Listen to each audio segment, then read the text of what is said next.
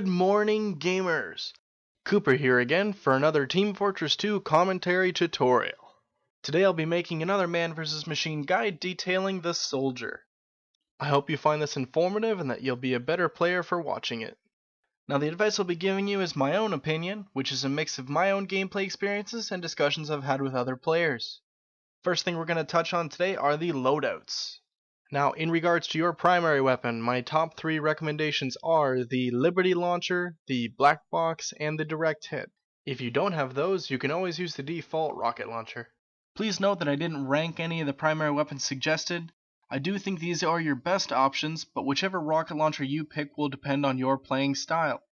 I for one think the Direct Hit has an amazing damage output, but I don't have the discipline or skill to be consistently accurate.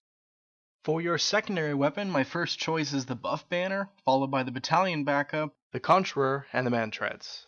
If you don't have those, you can always use the default shotgun. And lastly, your melee weapon. Here I have 3 recommendations, my favorite being the Escape Plan, followed by the Disciplinary Action, or the handy-dandy default shovel. Now for my playing style, as I've mentioned already, I like to use the Liberty Launcher, the Buff Banner, and the Escape Plan. I like the Liberty Launcher because I find it helps increase my accuracy against moving targets. I like the Buff Banner because it's a great support tool to enable crits from my entire team, and I like the Escape Plan in the event that I have to retreat to heal. Now that we've discussed loadouts, let's touch on my recommended upgrades. When it comes to character upgrades on the Soldier, I tend to be rather cheap. I generally only pay for health regeneration and some resistance if things are getting a little uncomfortable. I actually spend most of my money upgrading my primary weapon. I like to upgrade the Liberty Launcher's damage output, clip size, and reload speed to really maximize the amount and area of damage I can inflict. The Buff Banner can be upgraded to have a longer duration, but I want to put the cost of that into perspective. You'll spend $250 for an extra 2.5 seconds of critical damage for you and your team. You could also increase your reloading speed by 20% for the same price. I think my team's damage output would actually be higher if I can fire more rockets than if I had a slightly longer crit boost. As I stated earlier, my preferred melee weapon is the Escape Plan, but I do not pay for any melee upgrades. Now the Soldier's key abilities according to the MVM manual are the Soldier's ability to upgrade the Buff Banner, which we've already discussed as money poorly spent, and the ability to upgrade the rocket's firing speed, reload speed, and projectile speed. These abilities, though static and obvious, help spell out the Soldier's core competencies. Namely, the Soldier's ability to cause significant damage in a concentrated area. Players familiar with the Soldier in PvP TF2 will know exactly what I'm talking about. As a Soldier, you'll have 3 responsibilities. You need to support and spot.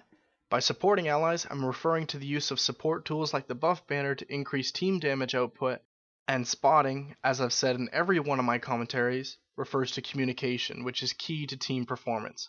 While playing as the Soldier, notifying your allies of incoming giants, nearly dead giants, and the bomb's position will greatly help improve your team's performance.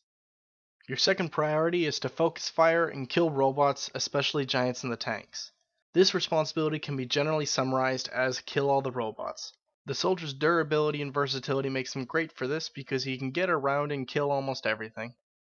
The Soldier's number 1 priority is to kill the bomb carrier. As the Soldier, you should want nothing more than to see that bomb grounded and the carriers dead before they can get taunt buffs. That leads me to touch on some basic strategies for the Soldier.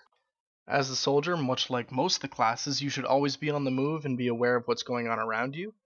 As the Soldier, you can benefit greatly from using elevation and distance where available, but try to stay close to your friends when you're using the Buff Banner so everyone gets to benefit from crits.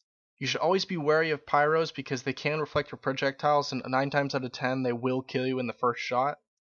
You should always target the bomb carrier, and try to aim for the robots that like to bunch up to maximize your damage output. And as a general rule of thumb, the target that the Soldier focuses on should always be whatever represents the greatest risk to the team's success. Now for some final notes on the Soldier.